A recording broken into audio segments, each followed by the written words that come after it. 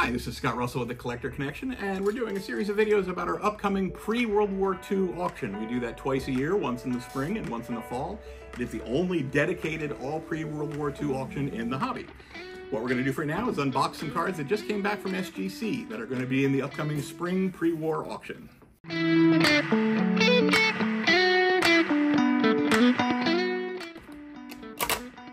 Okay, it looks like they're coming back in all sorts of interesting order. So a nice black back Sporting Life to start off with a 3. If you're not familiar, the backs of these are most often in navy blue, and these are printed in black. They're a little bit rarer. And we've got a nice broadleaf T207, again a rarer back variation. Most of those are recruit backs. Kind of an ugly fan craze Charlie Pittenger.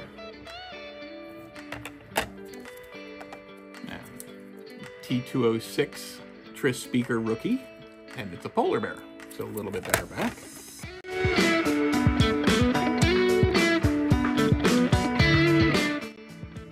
So there's apparently no order to how SGC sent them back. They were sent, kind of logically by set, so we're bouncing all over the place. Here we have a George Close Candy Sherry McGee that they say is trimmed apparently, but it looks pretty good.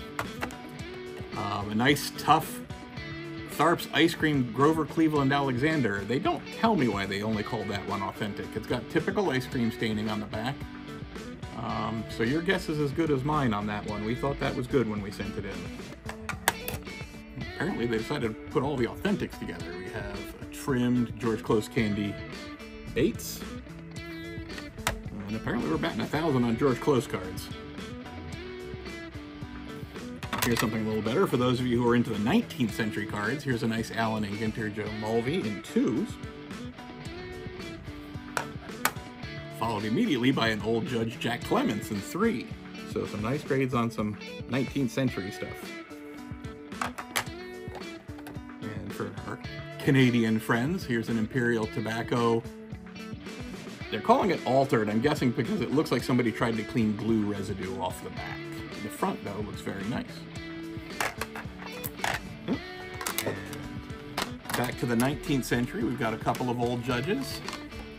And a Goodwin Champions Ed Andrews evidence of trimming, unfortunately, but a really nice eye appeal on that card.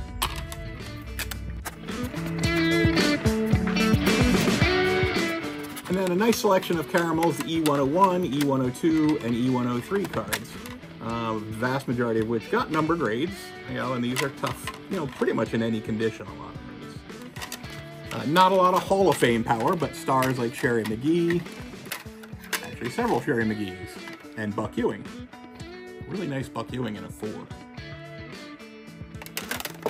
And last but not least, we have 2 Briggs. One authentic minimum size, they're not calling it trimmed, they're saying it was just cut wrong. And a 1.5 Kitty Bransfield. On to box 2. We start off really fun with this pile. Start off with some Cracker Jacks right away. 1915's on top, but a 4, even on a 1915 Cracker Jack is a really nice grade. Oh, and another 4. And the majority of these are commons. A lot of them are Philadelphia Phillies from the Carl Freisinger collection. But you can see, for Cracker Jacks, these are really pretty nice. And there are a couple of 1914s. We haven't come across them yet, but they are. Oh, speak of the devil. There's a 1914 in 2. And a 1914 Joe Tinker, only in 1, but it's still a 1914 Cracker Jack Hall of Famer. Oh, back to the 19th century now. There is a large selection of Buchner gold coins in this auction. And again, with some pretty nice grades. A 3.5 is a really great grade on that set. I love these cards, love the color lithograph. I just think that they're among the most underrated cards in the hobby. And I say that, and it's not more of them underneath, it's something else entirely. So we have a really amazing selection of M101 4s with the various tough backs. This is a graded 4, and it's the very rare Block and Cool back. There's only a couple of handfuls of those graded. I think we have 7 of them in this auction that we've now added to the pop reports. They are an incredibly difficult back, and we have more rare backs that you'll see also. And then we go right back to the Buchner gold coins.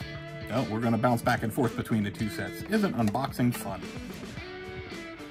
So here's a regular sporting news back. That's one of the more boring backs from the M1014s.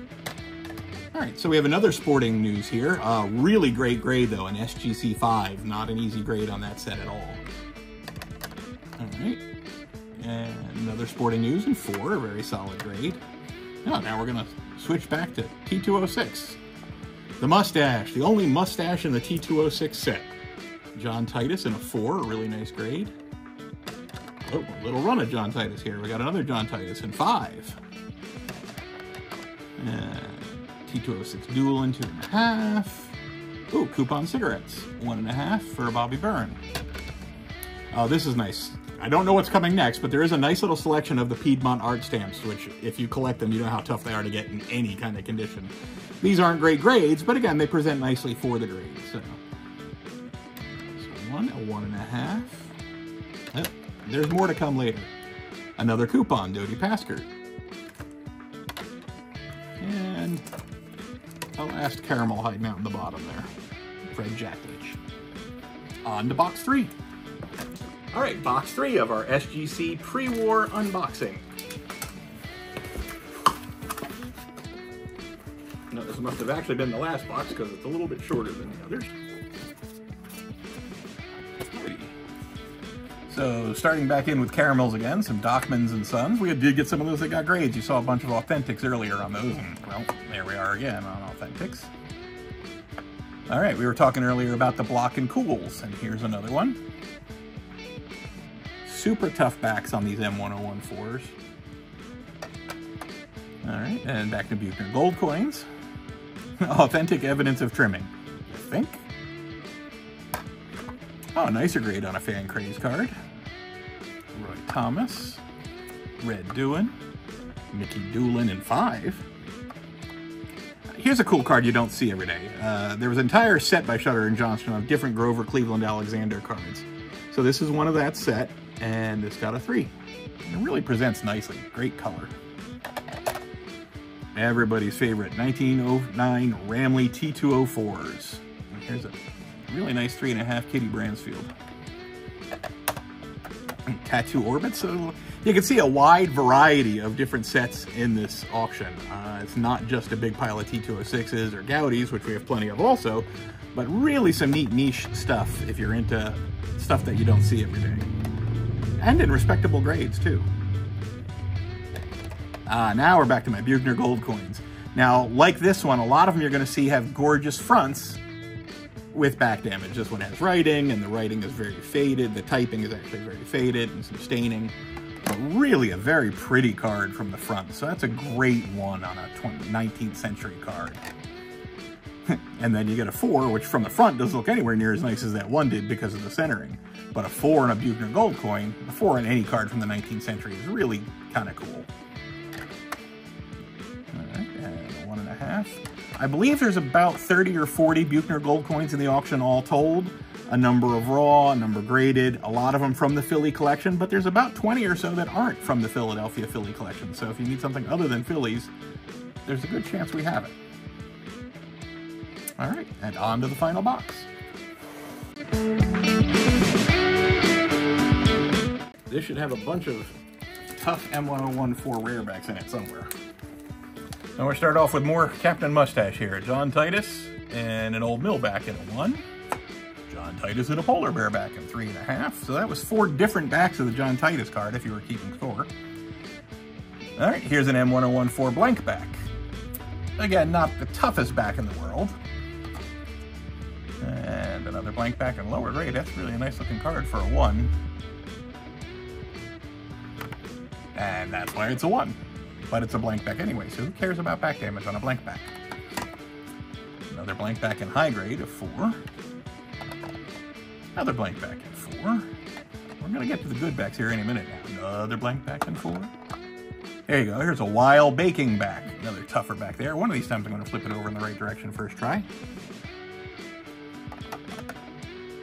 Here's another tough back in a 5. This is the Globe. And nope. Guessed wrong again.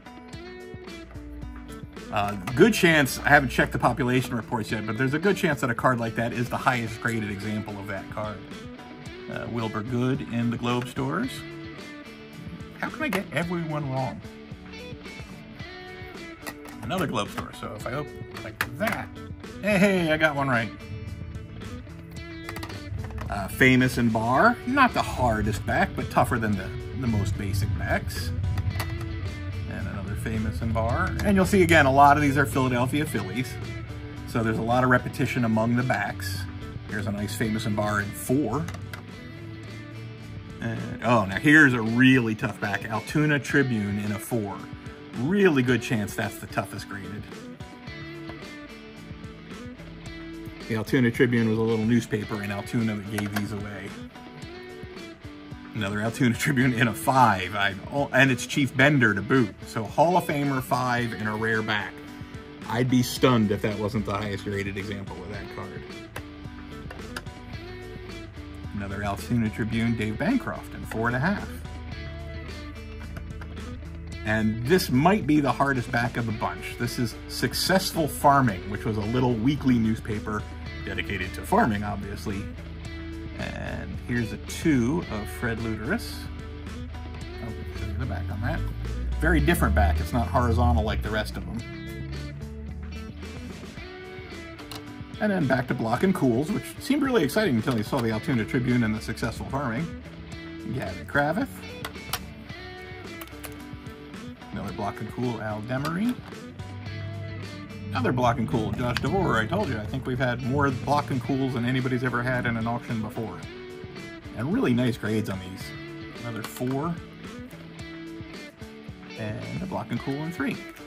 Yeah, to let you know a little bit about the collector, he's a dedicated Phillies collector who had been working on this collection for probably close to 40, 45 years, and his goal to literally get every Phillies card from 1887 to 2023. So you see the lengths that he went to even in the pre-war era to get variations.